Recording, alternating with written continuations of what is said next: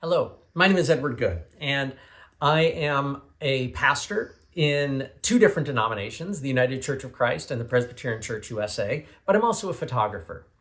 And photography is very much for me a spiritual practice. It's not just a fun thing that I do or a little hobby that I have on the side or a way to make extra money. No, it's very much a core part of my spiritual journey.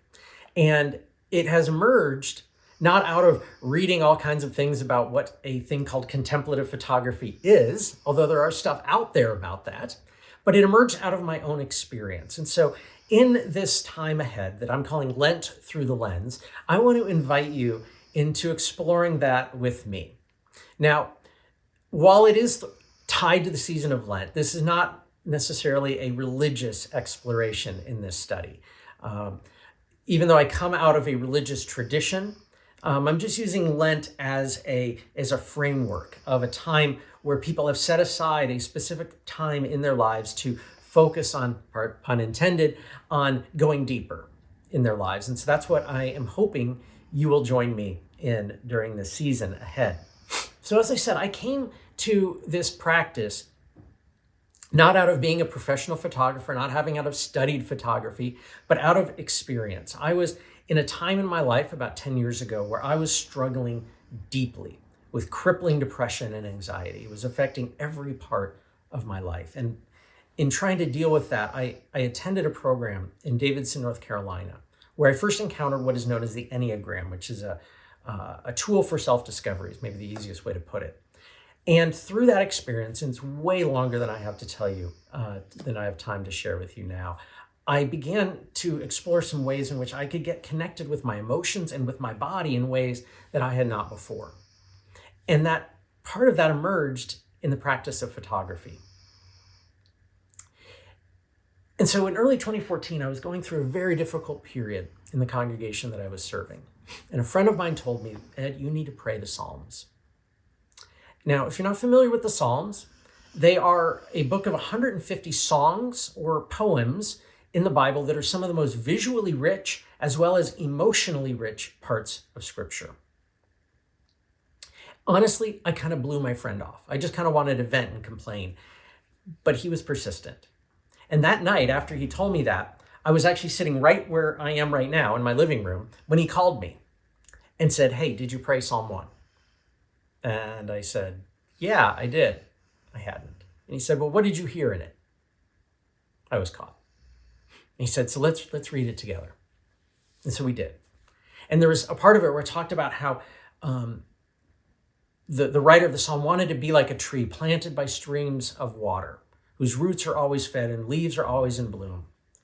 And as we read this, I thought of something. I thought of a place that I had visited many times with my kids here in the Cincinnati area, Cincinnati Nature Center.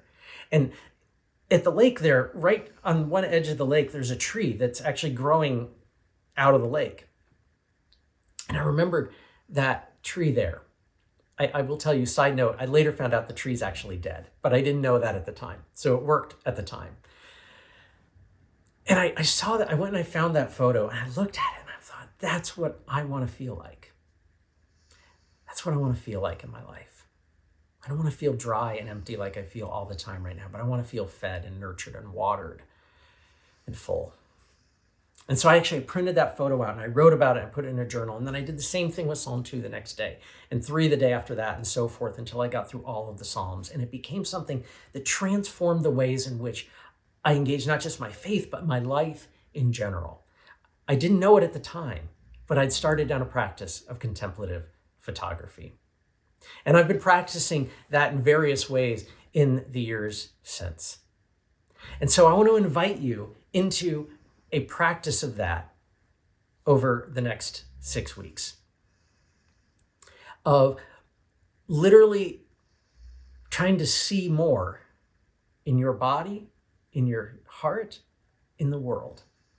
Photography, in my experience, is not just about what we literally see, but it's about what we experience around us and what that speaks to us. And so each week we're going to have a different theme that hopefully will elicit something in you, invite you into something that maybe you've not experienced before. Now you might be saying, wait, I'm not a photographer. I don't have a fancy camera. I don't have all those tools that you might have, Ed. That's okay. This isn't about taking the best pictures. This isn't about who has the most artistic photograph at the end of a week. But instead, it's about what are you seeing? What are you experiencing? So you can do this with a big multi-$1,000 camera. You can do it with fancy equipment, or you can do it just with your camera phone, with a point and shoot. Or even if you don't have a camera at all, you can do it just by being attentive and looking at the world around you. So I want to invite you into this time. Each week, there will be a theme. There'll be a way for you to share the photographs that you received during the week. And I'm hopefully going to set up some times where we can have some direct interaction as well throughout the week. But my hope through this is that you have an experience of simply seeing more, experiencing more, feeling more when we come to the end of this series. You don't have to be a person of faith of any kind. This isn't about a religious practice. This is about a contemplative practice of going deeper within ourselves so that we see and experience the world in bigger ways around us. Love to have you join me.